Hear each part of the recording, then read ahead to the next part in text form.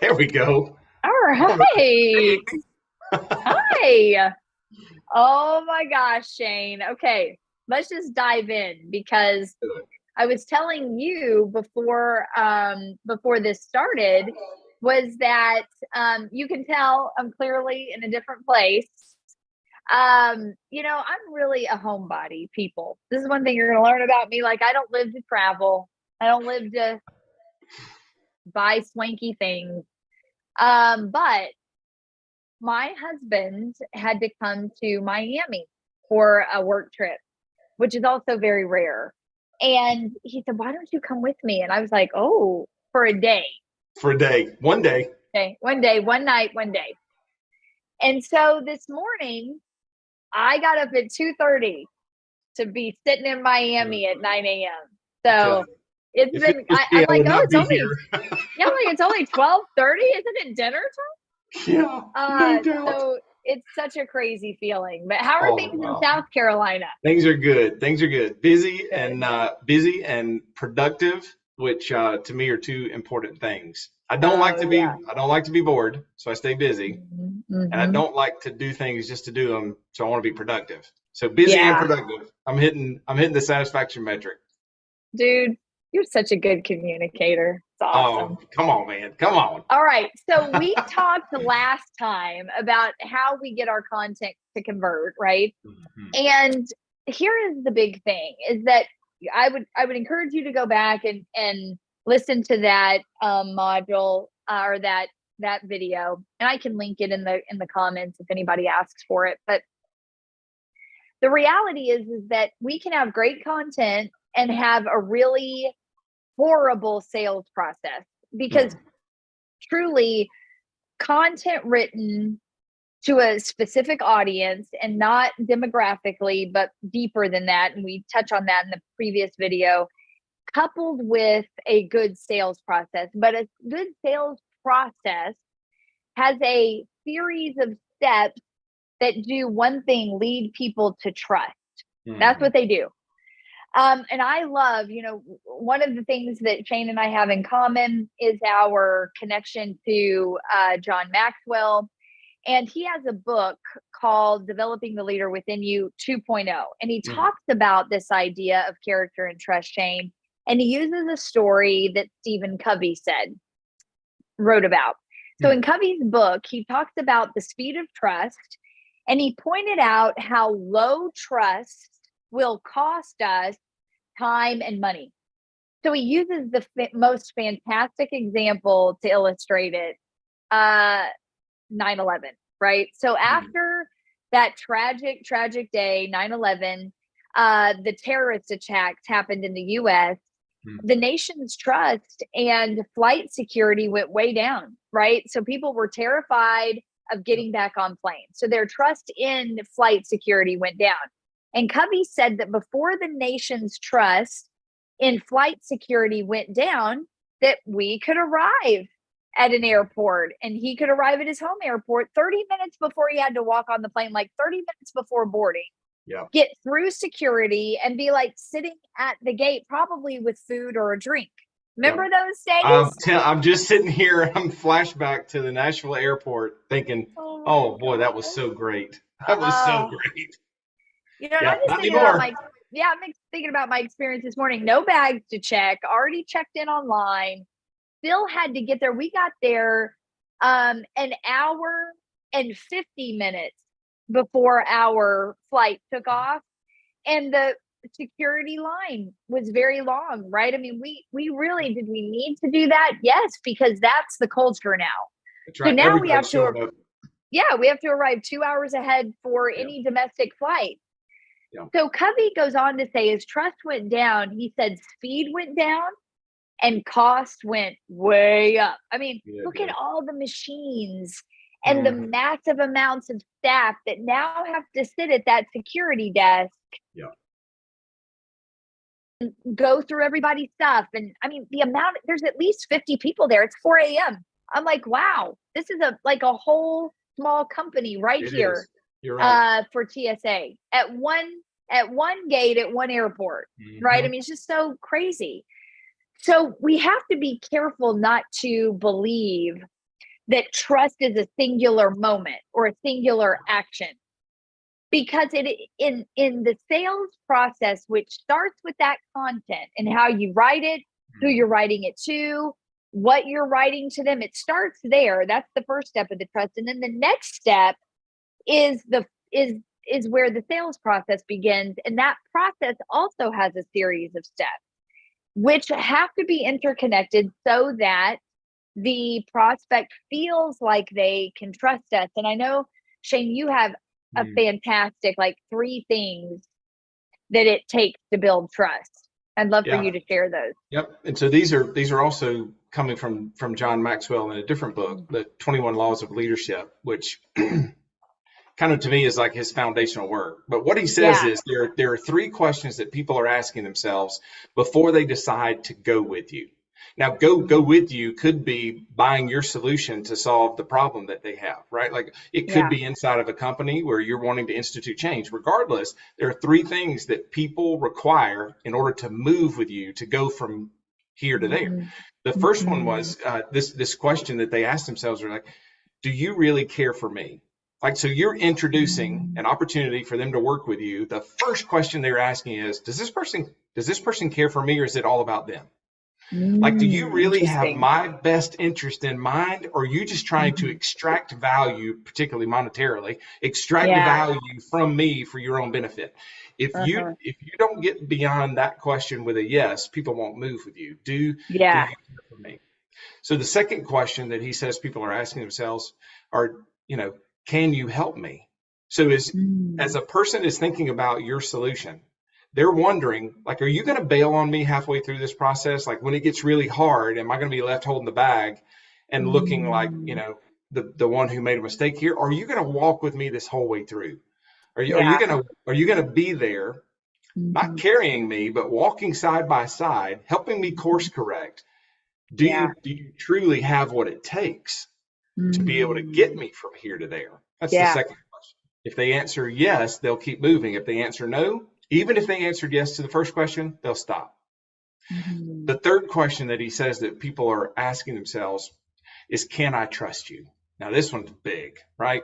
Because when we think about trust, I know that I used to default to, the big 3: don't lie, don't cheat, don't steal. Like, if we just did those 3 things, check the trust box. And that's just not the case anymore.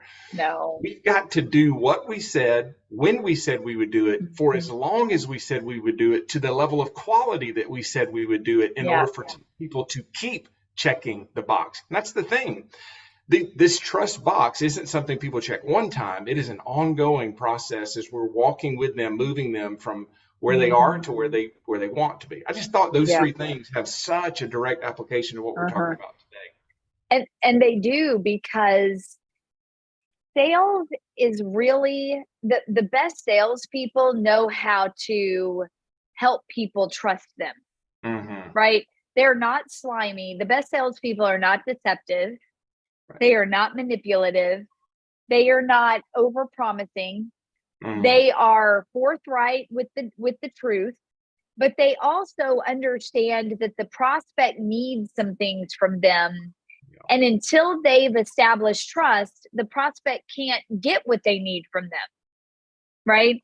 Yes. So we discovered many years ago, I had a really great sales trainer when I was a very young woman, and I was an executive. And look, it doesn't matter if you're running a company or if you're a stay-at-home mom, you are always having to sell something to somebody. You might be having to sell your perspective to your 7-year-old. You might be having to, sell your opinion to your husband. You might be needing to sell a new line item in the budget to the board. You're always having to sell things. And if you don't know how to help people trust you before you sell them something, then if you close the deal, it's going to be long and hard and back and forth, and you're going to end up negotiating down expectations, just to get a yes. Right. Right on. And there is a way to help them trust you and for you to get what you want to. And it really is 3 words: question-based selling. Hmm. It really, really, really matters. Now, there is a book called Question-Based Selling that, full disclosure, I didn't find out about till long after I had created my question-based script and had delivered it to my clients. But once I found it, when I meet someone that isn't quite ready to dive in to work with me, I say to them, this book, go get this book, start with that book, and it will help you. And so I say this to you all: get the book, Question-Based Selling. I believe the guy's last name is Freese, Freese is what I think it is. Okay. But the reality is that learning how to ask questions in an outline. So there is an outline that our clients get, that in that outline is integrity. And it keeps this prospect connected to the reason they got that far in the process with you to begin with. And it also helps you hear, can I really meet their expectations? Can I really help them? Not, can I duct tape something together for them and take their money, but can I actually help them based on my previous experience? And it's a great research tool. It helps you to solidify marketing content, and it helps you to target and streamline the way you deliver your current model to current clients and new clients coming in. And Shane, I'm curious, because you've been using, now, hold on, let me pause for a second, because didn't you go through, there was a sales training, it's on the tip of my tongue, it starts with an S. Sandler, something like that. Yeah. Sales something. Now, okay. Long time ago. Long time ago. Yeah. So you went through that kind of training, right, for sales. And which methodology do you prefer? That the Sandler approach to sales, or the question-based approach to sales? Question-based approach to sales. And the reason being, because with this approach, I can hit on those 3 most important questions that people are asking me without having to manipulate. Yeah. Without having to coerce, without having to cajole, without having to decrease my value, without having to make up a new process to be able to get people what they like. I get to avoid all that. Yeah. And I like it. I like a question-based selling approach because I've been trained and have trained myself for what I'm listening for. And if I don't hear it, it's a hard no. I don't even make an offer. I just politely say, you know what? I'm not the consultant for you. I actually can't help you get this outcome, but if I know someone, I'm able to help them along the journey. But up until that point, there has been value given, because they have had content that they connected with that was very personal to them. They've had a video training that's been very personal to them that continues to give them value without asking anything from them. They get to decide if they're going to take the next step. And as they come into that conversation with me, they have been in full control of where they sit today on the phone with me. I didn't manipulate them. There was no hardcore pressure. And I'm telling you, Shane and I have been in this question-based selling process, me longer than you, but you consistently have been in it now for 5 years. And the reality is today, we get on the phone with 80% of ice cold prospects, and the answer is yes. Yeah. These are not referrals. Yeah. Today, my current conversion rate for this year, 2023, is sitting at 88%. Wow. And now I didn't start there.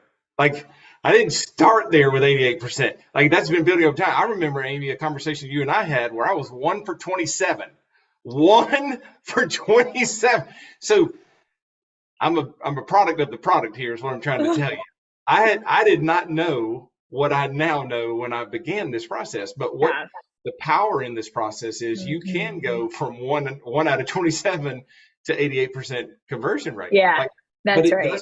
it doesn't require anything more than you having a genuine interest in the other person's best interest as a starting point. Because Amy, you've put together this predictable sales process that can be used with anyone who fits the target client that you're wanting to work with. Like, so the stability and the consistency that this process produces, if you stay with it, gets you to that kind of an outcome, right? Yeah, that's right. And I mean, you guys, I'm just here to tell you that if your process does not focus on trust, if all it's focused on is money, you will struggle to level out conversions where you can get on a plane for a day and still make your revenue for the month, right? Where you don't have to sit for 2 or 3 hours a day and put in labor hours to get one new client a month. That does not have to be the reality, but your reality must be centered around, how do I build trust with this audience? Well, first and foremost, you have to define the mountain and stick with it. You have to. Having multiple offers and multiple mountains and multiple levels to all of your offers will kill trust in a heartbeat. The second thing you have to do is speak to the people that want your mountain only, not all the people. Speak to the person, not the people. Right?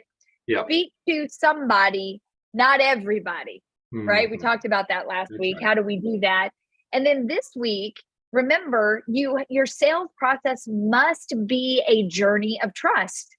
And if each step does not connect the person to a new level of trust with you, your conversions will go down. The cost per acquisition will go up. The labor hours will go up because it will take you more and more time to acquire clients, and you'll eventually wear out and go away, and no one will ever be truly impacted by the work you have to deliver. And that's the truth. That's the truth of how you're going to get your content to convert. Define your mountain, speak to somebody, not everybody, and make sure you have a journey of trust in the sales process. And question-based selling is the highest return on investment I have ever seen.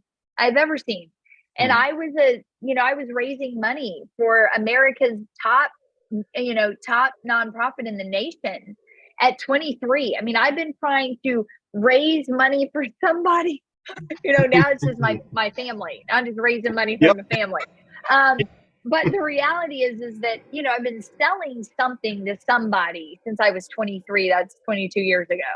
And this is by far the absolute best process to get anything that you're wanting people to take action on with a lower cost, a higher conversion, and a faster response rate. It's amazing. It's amazing. It really is. So if you want to be people that can command conversions, and I don't mean clicks, I mean sales from content, then you're also going to have to be the person that knows how to manage the systems that content is going through, which includes your sales system, your sales process. So, keep listening, and Shane and I will be back here, as I know of, next week.